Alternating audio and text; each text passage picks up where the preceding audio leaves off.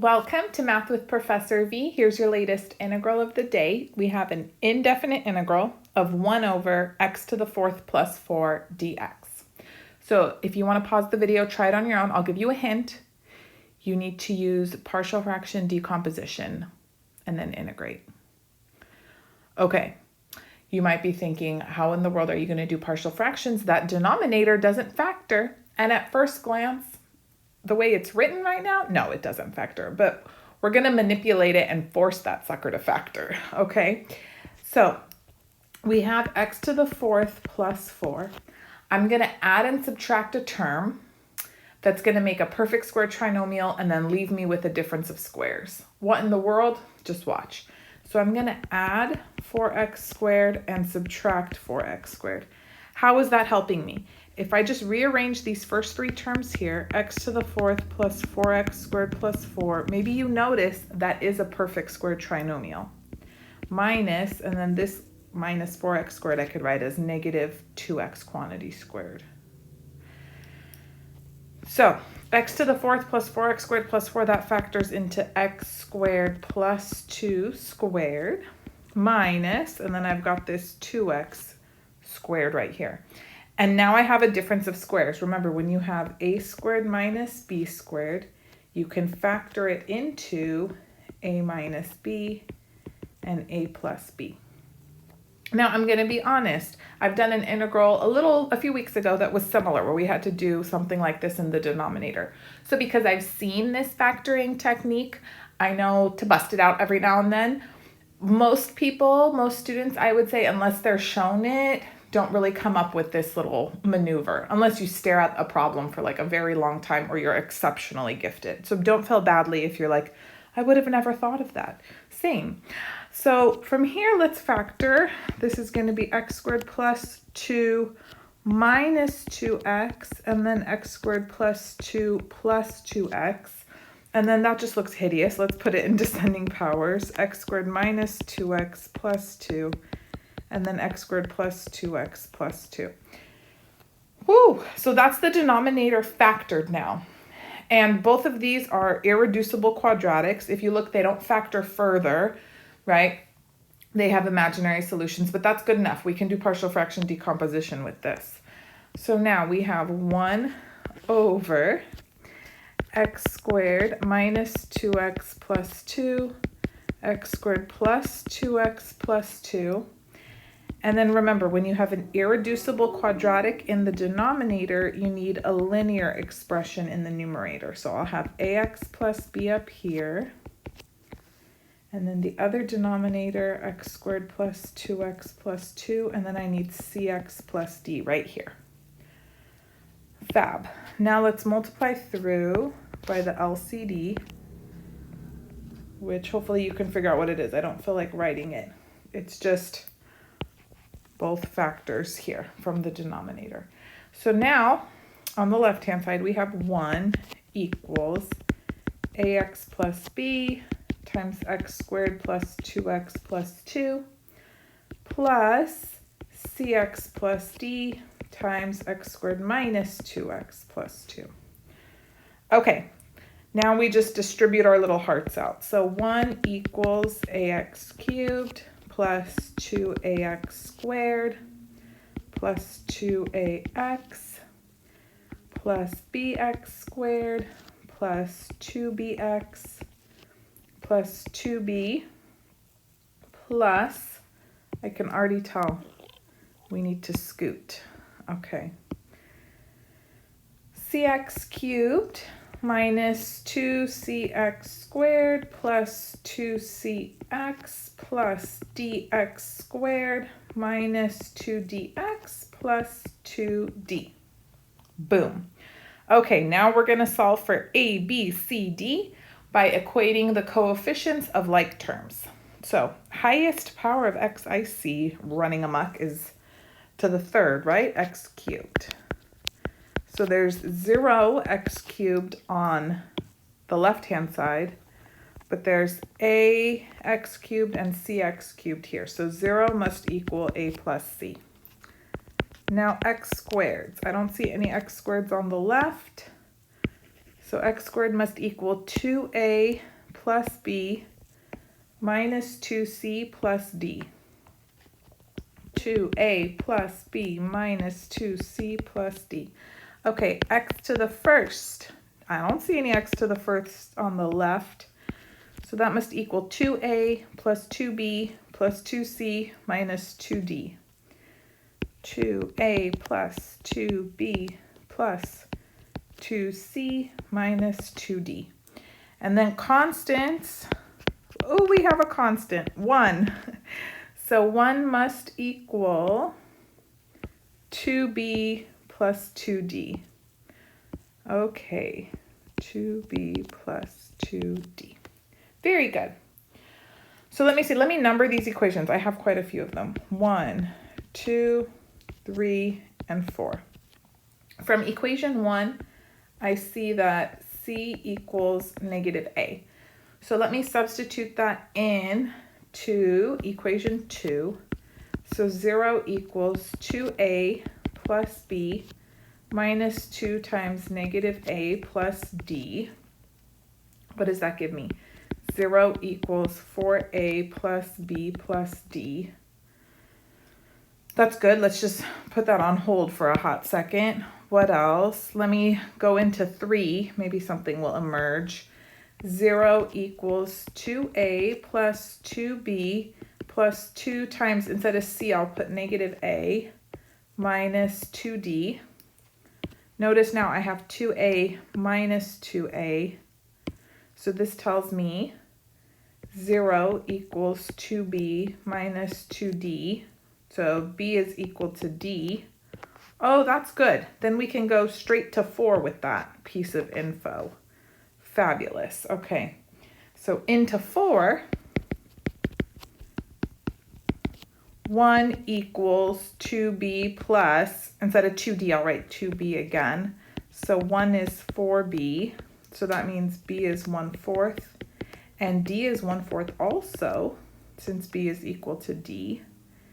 And then I can come back over here and get a now. So 0 equals 4a plus a fourth plus a fourth. What's that? That's a half. So negative 1/2 is 4a. So a is negative 1/8. And then remember, c was opposite of a, so c is positive 1/8.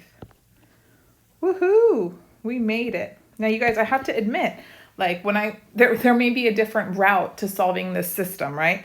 I had 4 equations, 4 unknowns. I just went for it. You might take a different path, but my advice is don't stare at it for too long, letting this awkward silence and nervous energy build up. Just start playing around with things, okay? Good, good, good. So now let's put everything back into our partial fraction decomp, and I'll rewrite the integral too, okay? So we have, did you forget we were even doing an integral? We have integral, a is negative 1/8 x plus 1/4 over, this one was x squared minus 2x plus 2 plus 1/8 x plus 1/4 over x squared plus 2x plus 2 dx. Okay, now I'm looking through at the terms and I'm not loving all the fractions that are here. So let me just take them out. What do I mean? I can factor out a 1/8. How about I take out a negative 1/8 while I'm at it? So if I take out negative 1/8 from the numerator, I would be left with x minus 2 over, I have x squared minus 2x plus 2. Yes? Okay, you can check. If you're like nervous, just distribute this back through the numerator. There's your negative 1/8 x plus 1/4. And then I'm going to do this again for the next term. Plus 1/8 times, and then we're going to have x plus 2 over x squared plus 2x plus 2 dx. Okay? And then at this step, let me just take the 1/8 out of the integral entirely, and I'll put the positive term first. So we've got 1/8 out here, integral. I'm going to reorder them, okay? So I'm going to put x plus 2 over x squared plus 2x plus 2, and then minus x minus 2 over x squared minus 2x plus 2 dx. And then we're going to deal with each of these separately. So this is going to be integral number 1, and then this is going to be integral number 2, and then I'll put it all together, I'll subtract them and slap a 1/8 on the front, okay? So let's just focus in now on 1. I'm not going to keep the 1/8 while I do this, okay? We can add that back in at the end.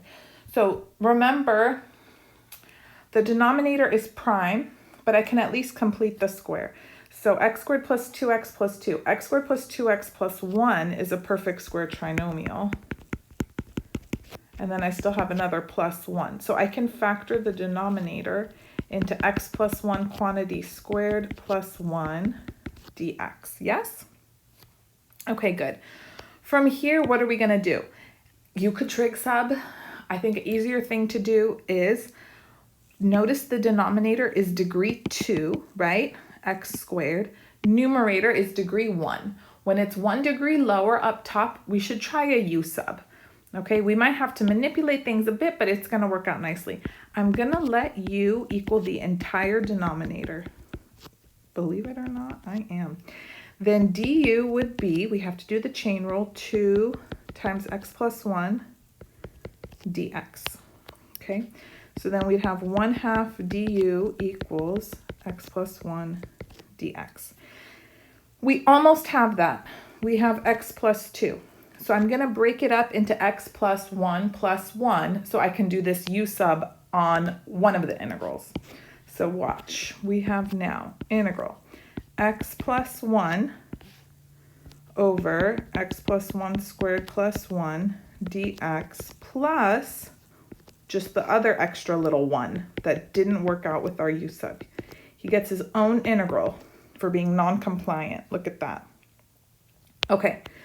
So this u sub here applies to this integral. So I can rewrite it now as 1/2.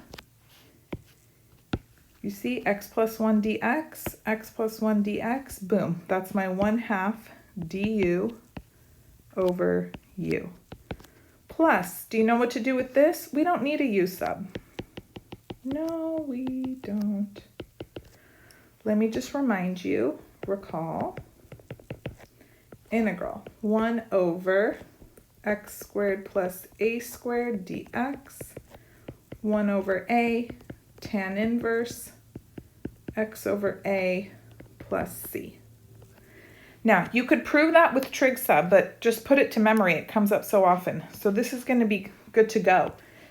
You have tan inverse of all of this, x plus 1 basically. Okay? So here we go. We're ready to roll.